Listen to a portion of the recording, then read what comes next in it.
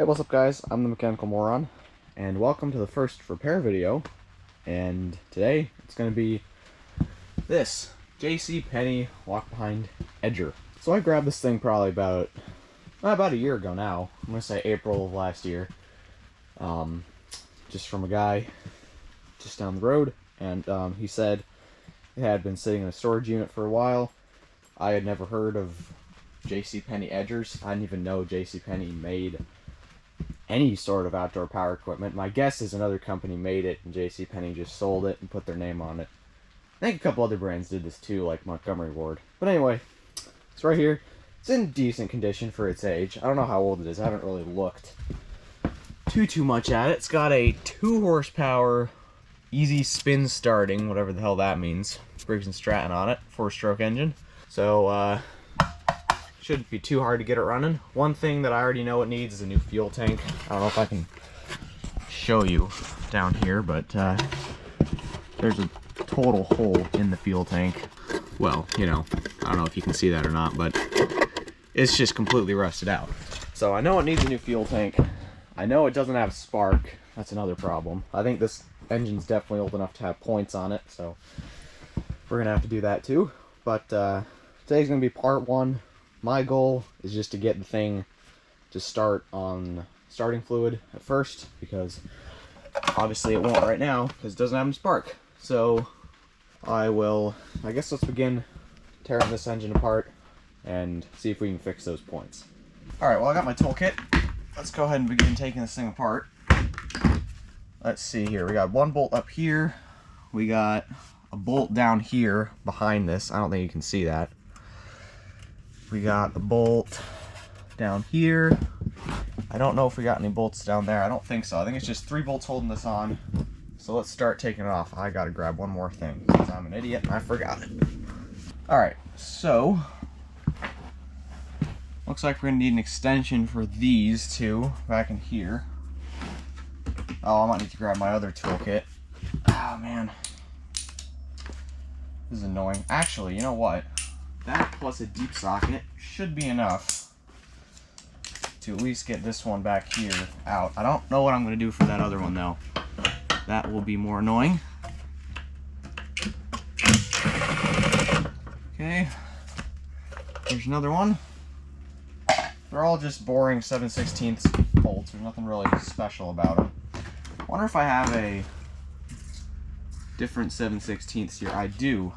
I have a little one that goes on a 1/4-inch ratchet. That should work just fine. So let's get this guy out. If it'll fit. There we go. Ow. Alright, got all the bolts out of this thing. It was kind of annoying, but let's go ahead and take it off. Ooh. Looks like a mouse may have just started to build something. We got a bunch of spider eggs in there too. That's alright. Set that aside. And here's the recoil. Little recoil assembly. You got to be careful when taking this off because there's a bunch of ball bearings in there and those go everywhere if you're not careful. Let's take these little bolts out next. I'm going to go right.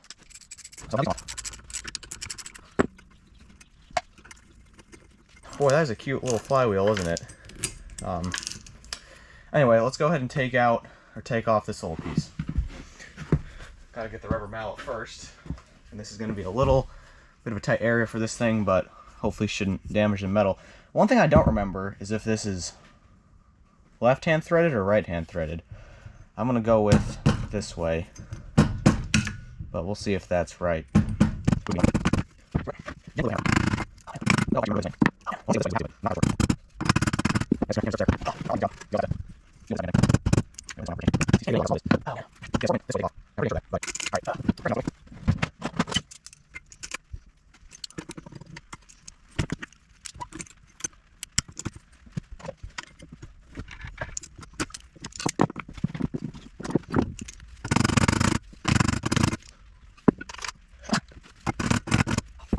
Whoops. Apparently you're supposed to turn it this way to loosen it.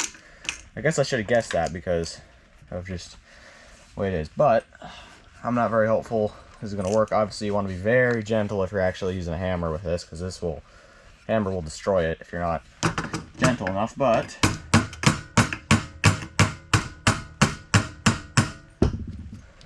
I don't see much hope in that working. I just can't get enough fucking leverage on the stupid thing.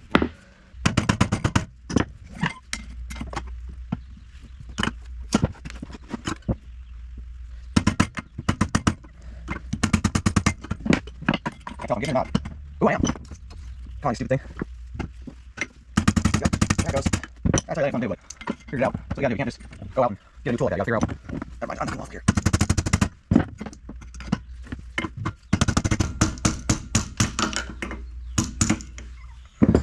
Alright. There we go. Well, sorry for me talking within the time lapse there, but I was just saying nonsense. Alright, finally got it off. And yes, I know I was technically explaining stuff during that, but none of it was really important. The one thing you do want to do is make sure to not use like hammers and stuff on these. I probably already mentioned that once, but you really don't want to do that because this is soft metal, and I tried to do this once before a few years ago, and I completely ripped these two things off. Another thing you want to be careful about is these flywheel fins. These are cast iron. These will also break off, so just be careful with that. That's why I braced it with these at first. These are heavier metal, or more durable metal, I guess. I don't really see these break off. The cast iron ones break off. These don't break off as much. Another thing you should probably look at while you're in here is the flywheel key. This one actually might have a broken one. Nope, it's fine. See if I can show you that actually.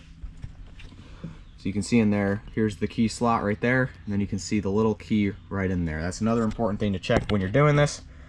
Just make sure that's correct. Anyway, now it's time to get the flywheel off, and this is another fun part, but not quite as difficult.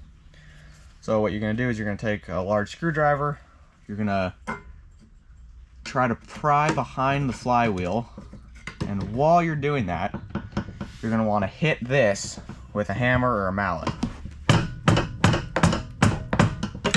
Ooh, this is going to be bad too. Great. Got to get a good leverage point. Just like that. And then whack it. I'm going to use a hammer instead this time. There we go. And that'll shock it loose. And here comes the flywheel. Make sure there's nothing living behind there. Sometimes there's bugs. This one's fine. This one's in good shape. We didn't break any of the fins off. So that's also a good sign. It's going all too well for me. You could make sure not to lose the key.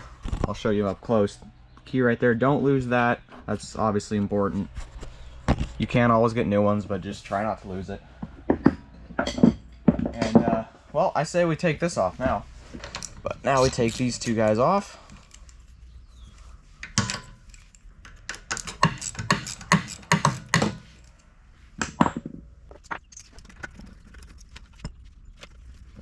Alright, put those bolts in the little bolt pile there, and now this little guy,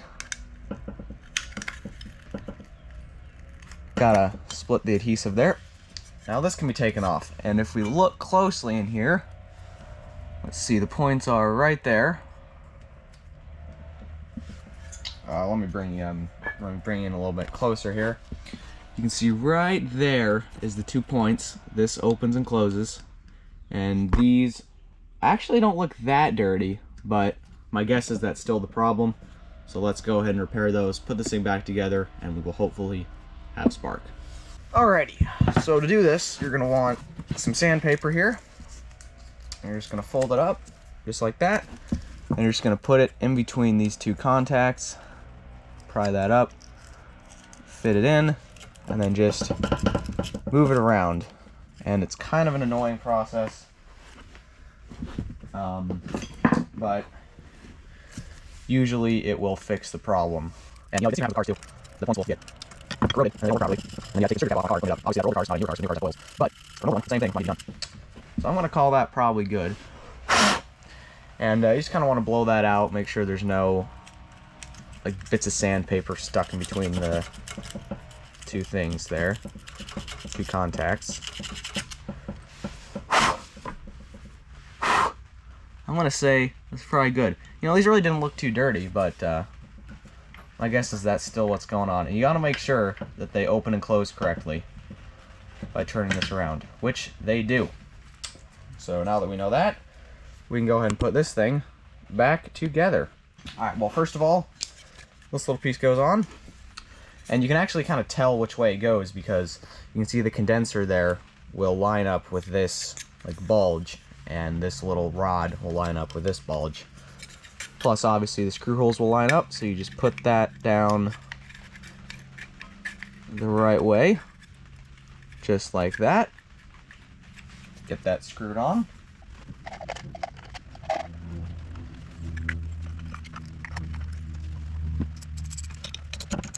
Alright, so next up, you're going to want to put the flywheel on. I have removed the flywheel key because I'm going to put the flywheel on before. So you just want to put this guy on all the way back there. And now, you're going to take the key and slot it. Whoops.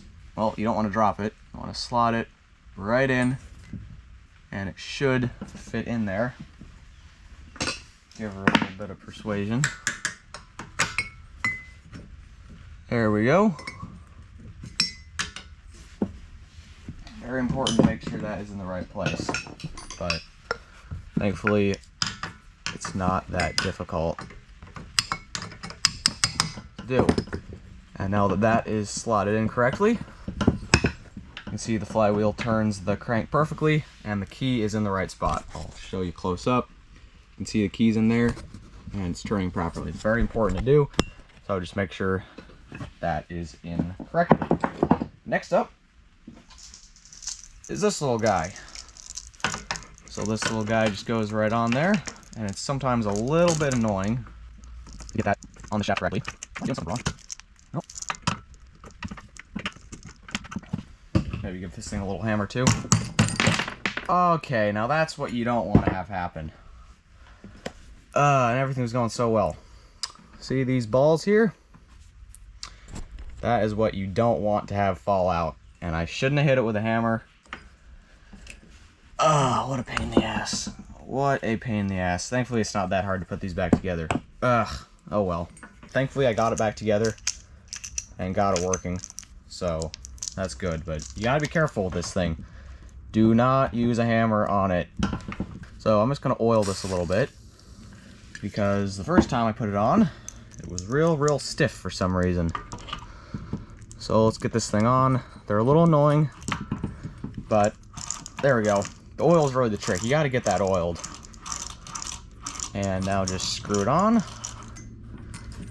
and get that reasonably tight. You could hammer it to get it tight, but I'm just going to leave it finger tight because when you turn the engine over, the way this works is it actually tightens it. So I'm just going to leave it like that, and that should work just fine. Okay, never mind. I'm an idiot. I forgot a washer. Back apart it goes. Ow. This is stupid. I have to look at the footage, actually. Man, this is annoying. Alright, washer. Can't forget that, because I just did. That goes right there, and now this thing can finally go back on. That's why you check your parts bin, guys.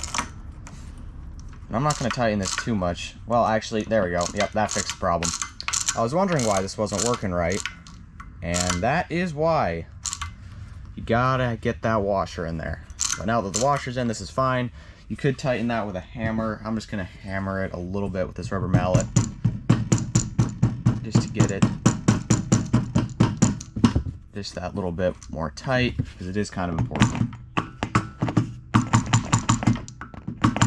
But, whoops. Ooh, sorry guys. Anyway, God, I'm failing a lot today. Anyway, that's back on now. Enough of that stupid thing. Alright, next up, put this thing back on. 2 little bolts hold this little guy down. So, what?